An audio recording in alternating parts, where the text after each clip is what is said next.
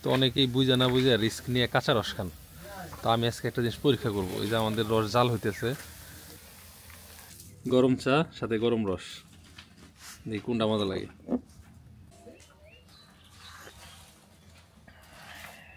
আলহামদুলিল্লাহ আজকে দুইটা চুলায় জাল দেওয়া হইতেছে, রসের পরিমাণ বেশ খানিকটা বাড়ছে।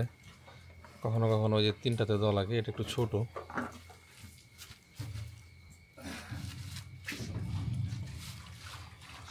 কাঠে ধরছে না আগুন।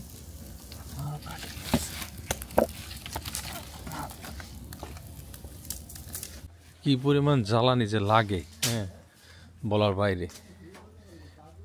এই সমস্ত খেজুরের ডাল এগুলো তো লাগবেই। এর পাশাপাশি এই যে আমরা দেখেন কি পরিমাণ ধনচা কিনে আনছি। আমার যে পিক আপ আছে ওই পিক আপ দিয়ে মূলত এগুলো আনা, আরও লাগবে। তো অনেকেই গুড়ের দাম শুনে একটু অবাক হন, হ্যাঁ যে ভাই গুড়ের দাম এরকম প্রিমিয়াম কেন।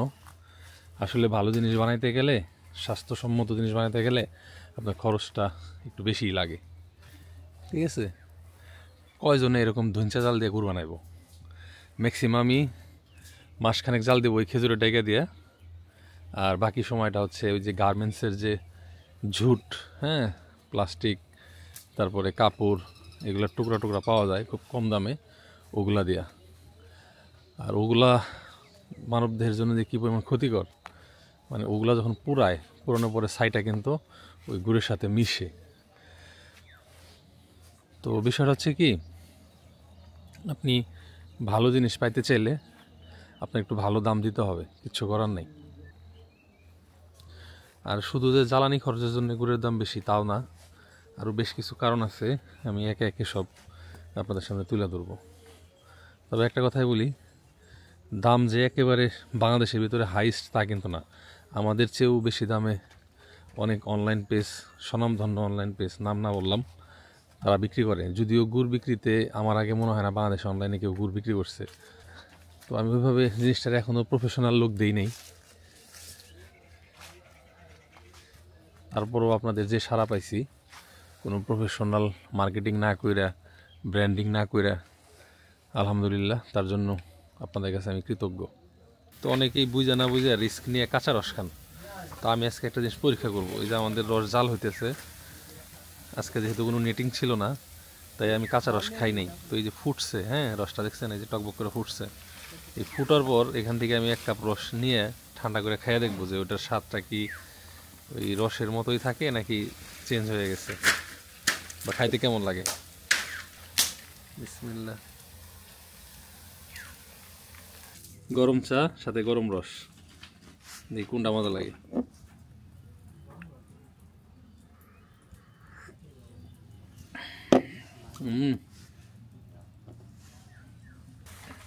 এই বিশ্বাস করবা কিনা, গরম রসই তো মজা।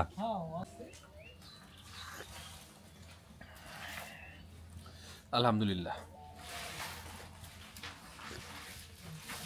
সিরিয়াসলি মজা।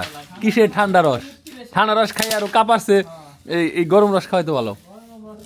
স্বাদ কিন্তু নষ্ট হয় নাই, স্বাদ কিন্তু নষ্ট নেই, কড়া মিষ্টি। খেয়ে দাও সবাই, এক কাপ এক কাপ খাও না, সবাই এক কাপ এক কাপ খাও। কি এর চা খাইবা সকালবেলা? এখান থেকে সকালবেলা এই যে এই রসের মধ্যে চাপাতি দিয়ে নিবে, হ্যাঁ সিরিয়াসলি। ওই চিনি, এই যে এনে যে চিনি দিয়ে চা বানাইছো, তার সাথে তুমি এই রসের মধ্যে চাপাতি দিয়ে দেখো।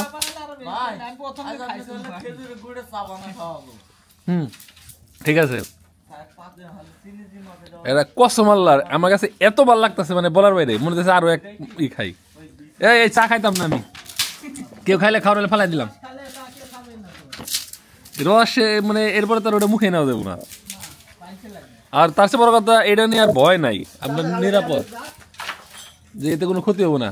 ও তুমি আনছো না, খেয়ে দেখো। এর আগে খান, একটু জিরে নিক। তোমারটা মনে হয় আমার একটু লাল হয়েছে। হ্যাঁ হ্যাঁ। তো আপনাদের একটা মজার জিনিস দেখাই, পৃথিবীর কোনো কাজই প্ল্যান ছাড়া হয় না, ঠিক আছে, বা করা উচিত না। আমি যেহেতু একজন সফটওয়্যার ডেভেলপার, আমাদের এরকম হোয়াইট বোর্ড থাকতো, সেখানে আমাদের অনেক প্ল্যানিং, অনেক কিছুই আমরা লিখতাম যখন চাকরি করতাম। তো সেটার থেকে এখনও বেরোতে পারি নাই। এই খেজুর গাছ কাটতে এসেও ঠিক ওরকম একটা কাজ করছি। এখানে আমাদের যে খেজুর গাছগুলা কোথায় কী ধরনের খেজুর গাছ আছে তার একটা ম্যাপ প্লাস মার্কিং আছে, হ্যাঁ, এবং একটা স্ট্র্যাটেজি আছে যে গাছগুলো আমরা কিভাবে কাটবো, মানে কোন গাছগুলো আগে কাটবো কোন গাছগুলো পরে কাটবো, কিভাবে রসটা নিলে আমাদের গুড়ের কোয়ালিটিটা ভালো হবে। হ্যাঁ, তো এখানে বলে রাখা ভালো, এই যে গতানুগতিক যারা গাছ কাটে তাদের চেয়ে গাছের সংখ্যা আমাদের বেশি এবং গাছ শুকানোর পরিমাণও বেশি, মানে রসটা জিরান রস, ঠিক আছে, যাতে করে গুড়ের কোয়ালিটিটা ভালো হয় এবং গাছগুলো প্রপারলি ইউটিলাইজ হয়। মানে আমরা যেটা করব, এই সাইড থেকে গাছ কাটতে কাটতে কাটতে কাটতে এদিক দিয়ে যায় এদিক দিয়ে যায় এদিক দিয়ে যায় এদিক দিয়ে এসে আবার এইভাবে মিলাবো, মানে এইটা কাটতে কাটতে লাস্ট যে গাছটা ও 4 দিন 5 দিন 4 দিনের মতো শুকনা পাবে, ঠিক আছে। তো এটা যদি গাছ আমরা আবার এর মাঝখানে মাঝখানে আরও বাড়ানোর প্ল্যান করছি, সেটারে 5 দিনে নিয়ে যাওয়ার প্ল্যান আছে আমাদের। মানে সপ্তাহে আমরা একটা গাছটা 2 বার কাটবো আর 5 দিন সে রেস্টে থাকবে, এতে করে এই গাছের স্বাস্থ্যও ভালো থাকবে, হ্যাঁ, এবং রসের কোয়ালিটি গুড়ের কোয়ালিটিও ভালো হবে। তো আপনাদের এটা পরে দেখাবো। কালার দেখছেন, ক্যামেরায় আসলে কালার বোঝা যায় না, আমি চোখ দিয়ে যে কালার দেখতেছি ক্যামেরাতে আরো কালচে কালচে লাগতেছে। দেখুন আজকে একবার মন মতো ঘুরবো, তোমরা ওই 2 দিন একটু নরম বানিয়ে হালাইছিলা, কুরিয়ার করতে গেলে বেশি নরম হইলে ওটা গইলা যায়।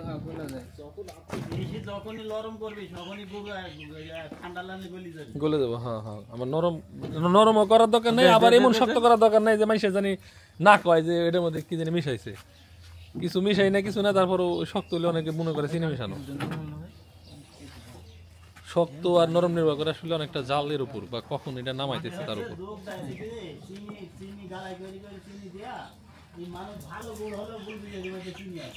আরে বর্তমানে হয়েছে কি, মানুষ খাঁটি আর ভেজালের পার্থক্য বোঝে না, বরঞ্চ ভেজালটা হলো খাইতে স্বাদ বেশি, বুঝছেন না, মানে ও কৃত্রিম ফ্লেভার দিলে ওটার বেশি স্বাদ হয়। আসল গুড়ের স্বাদ সে না খাইলে আর ধরতে পারবে না, ভেজাল খাইতে খাইতে আসল আর নকল বোঝে না।